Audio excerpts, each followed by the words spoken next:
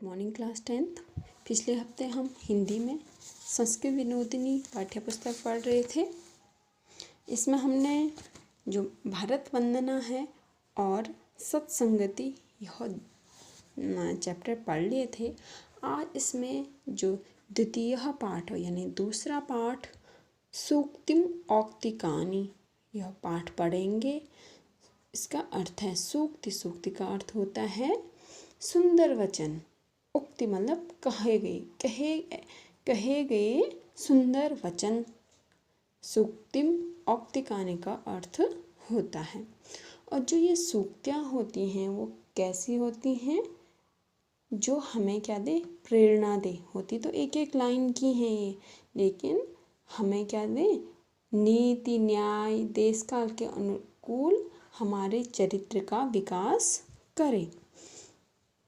तो इसमें भी यही दे रखा है पाठ परिचय में, बालकों के जीवन में सत्प्रेरणा और सदाचरण व राष्ट्रभक्ति आदि गुणों के विकास के लिए प्रस्तुत पाठ का निर्माण किया गया। यानी बच्चों में क्या करना, अच्छी प्रेरणा, उनके अंदर सदाचरण की भावना और राष्ट्रभक्ति की भावना का विकास करने के लिए इस पाठ को सम्मिलित किया गया है। इन सूक्तियों का प्रयोग दैनंदिन लोक व्यवहार में देखा जा सकता है। यानी हम इन सूक्तियों का प्रयोग अपने दैनिक जीवन में करते हैं। इनके प्रयोग से भाषा मधुर, परिष्कृत, प्रभावनी और प्रेरणाप्रद हो जाती है। अतः संस्कृत वाङ्मय के विभिन्न ग्रंथों, वेदों व पुराणों से सूक्तियों का चयन कर प्रस्तुत पाठ संकलित किया गया। यानी कि सूक्तियाँ कहाँ से ली गई हैं, जो हमारे संस्कृत के प्रसिद्ध ग्रंथ हैं, वेद हैं, पुराण हैं, उनसे इन सूक्तियों को छांट करके लिया गया है। प्रस्तुत पाठ में संकलित सूक्तियों से बालक बालिकाएं भावी जीवन के लिए पाथेय प्राप्त कर सकें, यही इस पाठ का उद्देश्य है। पाथेय मतलब वो अपना रास्ता चुन सके, हमें किस रास्ते पे चलना है, अपना लक्ष्य प्राप्त कर सके। तो चलिए शुरू करते हैं। पहली सूक्ति है एक एव जगत सृष्टा। ये कहाँ से लिया गया है, दिग्विजयम, रामानंद दिग्विजयम से लिया गया है। तो इस सूक्ति का अर्थ होता है एक ए मतलब ही, जगत मतलब संसार, सृष्टा मतलब निर्माण करने वाला। यानी इस संसार का निर्माण करने वाला एक ही है, एक ही ईश्वर है। हम इन ईश्वर को अनेक नामों से पुकारते हैं। कोई इसको कहता है ये भगवान है, कोई अल्लाह नाम कहता है, कोई राम कहता है, कोई रहीम कहता है। यानी है तो एक ही है। इस संसार का निर्माण करने वाला व्यक्ति एक ही है। और हम लोग क्या समझते हैं, नहीं ये क्या है, भगवान ने बनाया है, कोई कहता नहीं ये अल्लाह ने बनाया है, जबकि वास्तव में वो सारे एक ही नाम हैं। दूसरा है ऐक्यम महीयो बलम अस्ति लोके। ऐक्यम मतलब एकता, महीयो यानी महान यानी सर्वोत्तम, बलम मतलब बल, अस्ति मतलब है, लोके मतलब संसार में। कहने का तात्पर्य क्या है, इस संसार में जो एकता का बल है वही सर्वोत्तम है, वही सबसे उत्तम धन है। सबसे उत्तम बल किसको मानते हैं, एकता का बल। यदि हमारे अंदर एकता की भावना हो गई तो हम मुश्किल से मुश्किल काम भी आसानी से कर सकते हैं। जैसे आपने देखा होगा, अगर हम एक अकेली चींटी क्या कर सकती है, कुछ भी नहीं। यदि वो पूरा चींटियों का झुंड आपस में मिल जाए तो वो एक विशाल पर्वत को भी खोखला कर सकते हैं। यानी हम लोग भी अगर एकता से रहें, हम मुश्किल से मुश्किल काम भी आसानी से कर पाएंगे। अगला है गुणी विजानाति गुणान न निर्गुणो, यानी गुणी व्यक्ति ही गुणों को महत्व को जानता है, न कि निर्गुण। जिस व्यक्ति के अंदर गुण होंगे वही समझ सकता है कि गुणों का महत्व क्या है, और जिस व्यक्ति के अंदर क्या गुण होंगे नहीं, यानी वो निर्गुणी होगा, तो वो गुणों के महत्व को कैसे समझ सकता है। अगला, देशभक्तो निज प्राणान मन्यते यत्तृणों उपमान। अर्थात जो देशभक्त व्यक्ति होता है अपने प्राणों को वो तृण यानी एक तिनके के समान तुच्छ मानता है। जिस व्यक्ति के अंदर देशभक्ति की भावना होगी तो वह समय आने पर अपनी देश की रक्षा करने के लिए अपने प्राणों को त्यागने में, अर्थात अपने प्राणों का बलिदान करने में भी बिल्कुल नहीं सोचता। वह अपनी मातृभूमि को ही सर्वोत्तम मानता है। वह अपने देश के सामने, अपनी मातृभूमि के सामने अपने प्राणों को की कोई कीमत नहीं मानता है। अगला, मनोहरति कस्य सताम न वाणी। सताम का अर्थ होता है सज्जन, यानी जो सज्जन व्यक्ति होते हैं उनकी वाणी कस्य मतलब किसके, मनो मतलब मन को नहीं, हरति मतलब हरती है, यानी जो सज्जन व्यक्तियों की वाणी क्या होती है, अत्यंत मधुर होती है, अत्यंत कोमल होती है। तो इस उनकी वाणी को सुन करके हर किसी को उनकी वाणी अच्छी लगती है। सज्जन व्यक्ति अत्यंत विनम्र और संस्कारवान होते हैं, तो उनकी वाणी अत्यधिक मधुर होती है, तो जिससे कि सभी को उनकी वाणी पसंद आती है। अगला है, न धर्म वृद्धिषु वयः समीक्षते। अर्थात धर्म वृद्धों की आयु नहीं देखी जाती है। धर्म वृद्ध कौन होते हैं, जो धर्म का पालन करने वाले होते हैं, उनकी आयु का बहुत ज़्यादा महत्व नहीं होता है। यानी कि हम ये नहीं कह सकते हैं कि जो वृद्ध व्यक्ति होते हैं वही धर्म का पालन करने वाले होते हैं। ऐसा भी नहीं होता है कि जितने भी वृद्ध होंगे वो सभी धर्म का पालन करेंगे।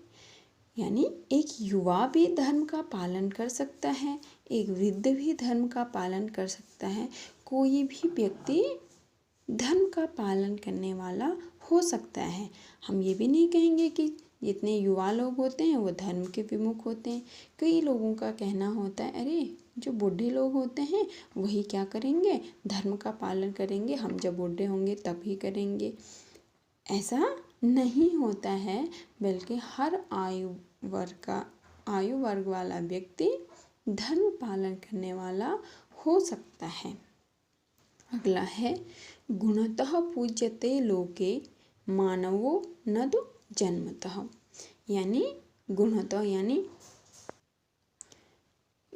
का अर्थ होता है गुणों से, पूज्यते मतलब पूजा जाता है, लोके मतलब संसार में, मानव मतलब मानव, ना तो जन्म तो नहीं, ना तो जन्म से। यानी जो मनुष्य है वह जो संसार में किस प्रकार पूजा जाता है, पूजा का अर्थ उसका सम्मान किस वजह से होता है, उसके गुणों को देखकर उसका सम्मान होता है, न कि वह किस कुल में जन्मा है। यानी जन्म लेने पर कोई व्यक्ति किसी उच्च कुल में पैदा हुआ हो या कोई ब्राह्मण हो या उसी की सम्मान हो संसार में, यह नहीं होता है, बल्कि कोई किसी भी वर्ग में हो, कैसे भी परिवार में अगर जन्म लिया है उसने, अगर उसके अंदर अच्छे गुण हैं तो वह पूरे संसार में सम्मान प्राप्त करता है। अगला है, ब्रह्मचर्यम ही संसेवते स अमरः। अर्थात जो व्यक्ति 25 वर्ष तक ब्रह्मचर्य व्रत का पालन करता है वह अमर हो जाता है। आपने देखा होगा हमारे देश में जो पहले क्या थे, जो आज 4 प्रकार के आश्रम थे। पहला ब्रह्मचर्य, दूसरा गृहस्थ, तीसरा वानप्रस्थ और चौथा संन्यास। तो सबसे पहले 25 वर्ष की आयु तक सभी को ब्रह्मचर्य व्रत का पालन करना पड़ता था। तो यही कह रहे हैं कि जिस व्यक्ति ने 25 वर्ष तक नियम पूर्वक ब्रह्मचर्य व्रत का पालन कर लिया, वह व्यक्ति अमर हो जाता है। अमर किस प्रकार से होगा कि उसमें देवताओं के समान क्या आएंगे, स्फूर्ति आएगी, कांति आएगी, यानी और उसके अंदर बल आएगा। तो अगर वह व्यक्ति मर भी जाता है तो उसके वह हमेशा संसार में याद किया जाता है, उसके गुणों को याद किया जाता है। इस प्रकार वह मर कर के भी अमर हो जाता है। अगला है कि मरे भी क्रोधो अस्ति चेद देहिनाम। इसका अर्थ है कि यदि मनुष्य क्रोधी स्वभाव का है तो उसे अरबी का अर्थ होता है शत्रु, उसे शत्रुओं से क्या प्रयोजन। यानी कहने का तात्पर्य क्या है कि जो क्रोधी स्वभाव का मनुष्य होता है वह अपने विनाश का प्रमुख, उसका विनाश किस कारण होता है, उसके क्रोधी स्वभाव के कारण होता है। और शत्रु क्या करते हैं, शत्रु भी हमारा विनाश करते हैं, हमें नुकसान पहुंचाते हैं। और क्रोध मनुष्य के अंदर का सबसे बड़ा शत्रु है।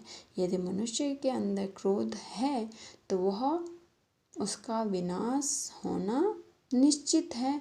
वह क्रोधी मनुष्य का विनाश करता है। अगला है हितम मनोहारि च दुर्लभम वचः।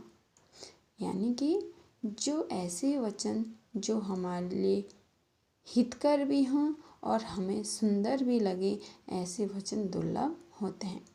अक्सर हम देखते हैं कि जिन वचनों से हमें खुशी मिलती है, मनोहारी यानी जो हमें अच्छे लगते हैं, ऐसे वचन प्रायः हितकारी नहीं होते हैं, हमारे लिए लाभदायक नहीं होते हैं। और जो वचन हमारे लिए हितकारी होते हैं वो क्या होते हैं, हमें अच्छे नहीं लगते हैं। यानी कि ऐसे वचन जो हितकारी भी हों और मनोहारी भी हों, ऐसे वचन बहुत कठिनाई से प्राप्त होते हैं। अगला है शरीरम आद्यम खलु धर्म साधनम। अर्थात शरीर ही सभी धर्मों को क्रियान्वित करने का पहला साधन है। अर्थात व्यक्ति के लिए इस संसार में उसका शरीर ही सबसे महत्वपूर्ण है। यदि हमारा शरीर स्वस्थ होगा तो हम सभी कार्य कर पाएंगे, हम कोई भी अच्छे कार्य कर सकते हैं। लेकिन यदि हमारा शरीर ही क्या है, अस्वस्थ है, तो हम कोई भी कार्य सही ढंग से नहीं कर सकते हैं। तो इसलिए हमें सबसे पहले अपने शरीर की रक्षा करनी चाहिए।